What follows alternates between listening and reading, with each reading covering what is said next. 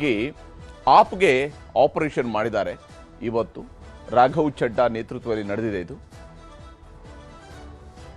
ಪಶ್ಚಿಮ ಬಂಗಾಳದ ಚುನಾವಣೆ ಹೊತ್ತಲ್ಲೇ ನಡೆದಿರುವಂತಹ ಆಪರೇಷನ್ ಕಮಲ. ಯಾಕಂದ್ರೆ ಅವರು ಕಮಲ ಪಕ್ಷಕ್ಕೆ ಸೇರ್ಪಡೆಗೊಂಡಿದ್ದಾರೆ. ದೆಹಲಿ ಪಂಜಾಬ್ನ ಆಪ್ ನಾಯಕರಿಗೆ ಆಪರೇಷನ್ನ ಶಾಕ್ ಕೊಟ್ಟಿದೆ. ಆಮ್ ಆದ್ಮಿ ಪಕ್ಷ ಇತ್ತೀಚೆಗಷ್ಟೇ ರಾಘವ್ ಚಡ್ಡಾರನ್ನ ಅವರಿಗೆ ಕೊಟ್ಟಿದ್ದಂತಹ ಹುದ್ದೆಯಿಂದ ಅವರನ್ನ ತೆಗೆದುಹಾಕಿತ್ತು. ಆಪ್ನ 9 ರಾಜ್ಯಸಭೆ ಸದಸ್ಯರು ರಾಜೀನಾಮೆಯನ್ನು ಕೊಟ್ಟಿದ್ದಾರೆ, ಬಿಜೆಪಿಗೆ ಸೇರ್ಪಡೆ ಆಗ್ತಾ ಇದ್ದಾರೆ.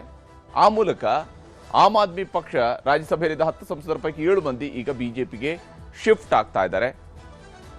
3/2 ಮೆಜಾರಿಟಿ ಅನ್ನುವಂತಹ ಕಾನೂನು ಅಸ್ತ್ರವನ್ನು ಬಳಸಿಕೊಂಡು ಜಂಪ್ ಆಗಿದ್ದಾರೆ. ಈ ಮೂಲಕ ಆಮ್ ಆದ್ಮಿ ಪಕ್ಷ ರಾಜ್ಯಸಭೆಯಲ್ಲಿ ಅದಕ್ಕೆ ಹೊಂದಿದಂತಹ ಒಂದು ಸದಸ್ಯ ಬಲ ಏನಿತ್ತು ಅದನ್ನು ಕಳ್ಕೊಂಡಿದೆ. ಮಧ್ಯಾಹ್ನ ರಾಜೀನಾಮೆ, ಸಂಜೆಯೇ 3 ಬಿಜೆಪಿಗೆ ಸೇರ್ಪಡೆ ಆಗಿದ್ದಾರೆ.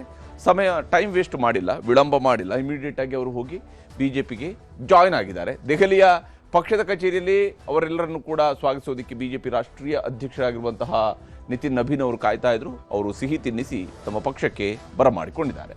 ದೆಹಲಿಯಲ್ಲಿ ಬಿಜೆಪಿಯ ಕಚೇರಿಯಲ್ಲಿ ಅವರನ್ನ ನಿತಿನ್ ನಬೀನ್ ಅವರು ಬರಮಾಡಿಕೊಂಡಿದ್ದಾರೆ. ಇವತ್ತು ಯಾರೆಲ್ಲ ಆಪರೇಷನ್ಗೆ ಒಳಗಾಗಿದ್ದಾರೆ ಅಂತ ಹೇಳಿ ನೋಡಿದರೆ ರಾಘವ್ ಚಡ್ಡಾ ಇತ್ತೀಚೆಗಷ್ಟೇ ಆಮ್ ಆದ್ಮಿ ಪಕ್ಷದಿಂದ ದೂರ ಹೋಗುವ ನಿರ್ಧಾರವನ್ನು ಹೇಳಿದರು. ವಾಗ್ಯುದ್ಧಗಳು ಶುರುವಾಗಿತ್ತು, ಅದರ ಮುಂದುವರೆದ ಭಾಗ. ಆದರೆ ಅವರ ಜೊತೆಗೆ ಯಾರೆಲ್ಲ ಹೋಗ್ತಾರೆ ಅನ್ನೋದ್ರ ಬಗ್ಗೆ ಕುತೂಹಲ ಇದ್ದೇ ಇತ್ತು. ಅಶೋಕ್ ಮಿತ್ತಲ್ ಅವರು ಕೂಡ ಈಗ ಪಕ್ಷವನ್ನು ತೊರೆಯುವ ನಿರ್ಧಾರಕ್ಕೆ ಬಂದಿದ್ದಾರೆ.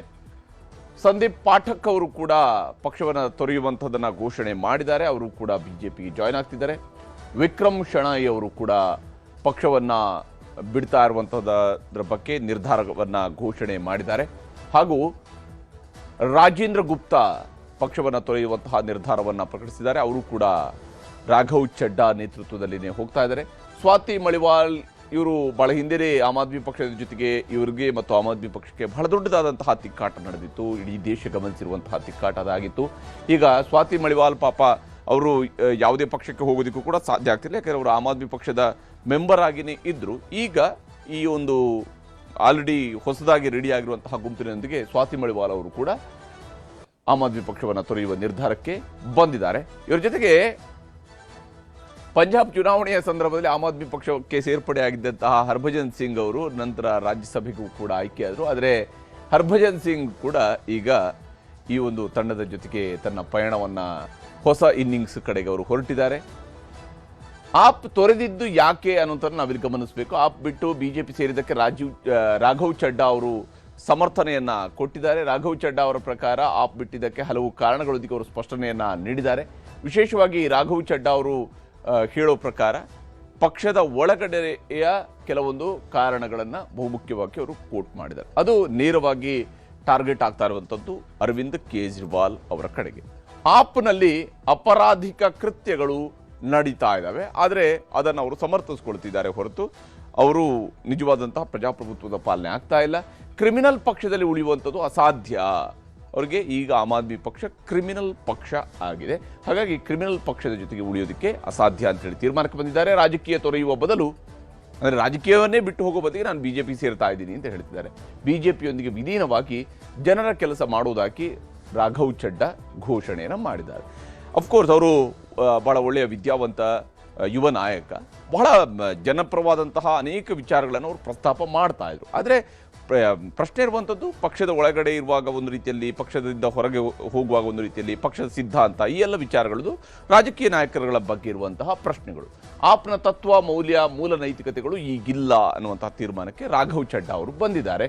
ಪಕ್ಷಕ್ಕಿಂತಲೂ ವೈಯಕ್ತಿಕ ಲಾಭಗಳೇ ಹೆಚ್ಚಾಗಿದ್ದಾವೆ ಅನ್ನುವಂತಹ ಕಾರಣವನ್ನು ಕೂಡ ಪಕ್ಷ ತೊರೆಯುವ ಸಂದರ್ಭದಲ್ಲಿ ರಾಘವ್ ಚಡ್ಡಾ ಅವರು ಹೇಳ್ತಾ ಇದ್ದಾರೆ. ರಾಜ್ಯಸಭಾ ಉಪನಾಯಕನ ಹುದ್ದೆಯಿಂದ ತನ್ನನ್ನು ವಜಾಗೊಳಿಸಿದ್ದು ಕೂಡ ಇದರ ಒಂದು ಭಾಗವಾಗಿದ್ದುಕೊಂಡು ಆ ಕಾರಣಕ್ಕಾಗಿ ಹೇಗೂ ಆ ಉಪನಾಯಕನ ಸ್ಥಾನ ಇತ್ತು, ಅದರಲ್ಲಿ ನನ್ನನ್ನು ತೆಗೆದುಹಾಕಿರೋ ಕಾರಣದಿಂದಾಗಿ ನಾನೀಗ ಹೋಗ್ತಾ ಇದ್ದೀನಿ ಅನ್ನುವಂತಹ ಧಾಟಿಯಲ್ಲಿ ಅವರು ಕೂಡ ಮಾತನಾಡಿದ್ದಾರೆ. ಆದರೆ ಆಮ್ ಆದ್ಮಿ ಪಕ್ಷದ ಮತ್ತೋರ್ವ ನಾಯಕ, ಅವರು ರಾಜ್ಯಸಭಾ ಮೆಂಬರ್, ಅವರು ಇವತ್ತು ಸುದ್ದಿಗೋಷ್ಠಿಯನ್ನು ನಡೆಸಿ ಕೌಂಟರ್ ಕೊಟ್ಟರು. ಅಧಿಕಾರಕ್ಕಾಗಿ ಆಪರೇಷನ್ ಕಮಲವನ್ನ ಮಾಡ್ತಾ ಇದ್ದಾರೆ ಅಂತೇಳಿ ಸಂಜಯ್ ಸಿಂಗ್ ಅವರು ಮಾತಾಡುವಾಗ ಹೇಳಿದ್ದಾರೆ. ಅಧಿಕಾರಕ್ಕಾಗಿ ಇವರು ಆಪರೇಷನ್ ಕಮಲ ಆಗಿದೆ ಅನ್ನುವಂಥ ಆರೋಪವನ್ನ ಇವರು ಮಾಡಿದ್ದಾರೆ.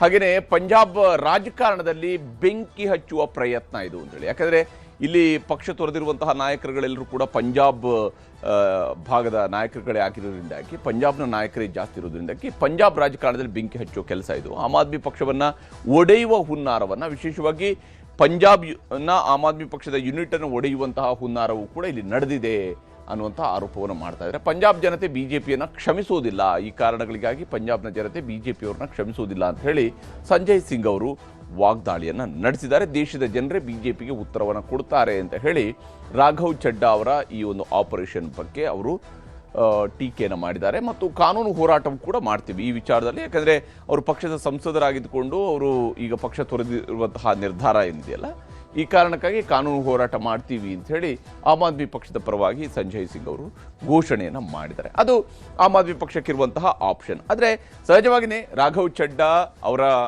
ಮಾತುಗಳನ್ನು, ಅವರು ಡಿಬೇಟ್ಗಳಲ್ಲಿ ಪ್ರಸ್ತಾಪಿಸಿದಂತಹ ವಿಚಾರಗಳನ್ನು, ರಾಜ್ಯಸಭೆಯ ಅವರ ಭಾಷಣಗಳನ್ನು, ಟಿ ವಿ ಶೋಗಳಲ್ಲಿ, ಡಿಬೇಟ್ ಶೋಗಳಲ್ಲಿ ಅವರು ಮಾಡ್ತಾ ಇದ್ದಂತಹ ಮಾತುಗಳನ್ನು, ಅವರ ಚರ್ಚೆಯ ವೈಖರಿಯನ್ನು, ಹಾಗೆಯೇ ಅವರು ಪ್ರಚಾರ ಭಾಷಣಗಳಲ್ಲಿ ಮಾಡ್ತಿದ್ದಂತಹ ಭಾಷಣಗಳನ್ನು, ಇವೆಲ್ಲವನ್ನು ಕೂಡ ದೇಶದ ಜನ ಗಮನಿಸಿದ್ದಾರೆ.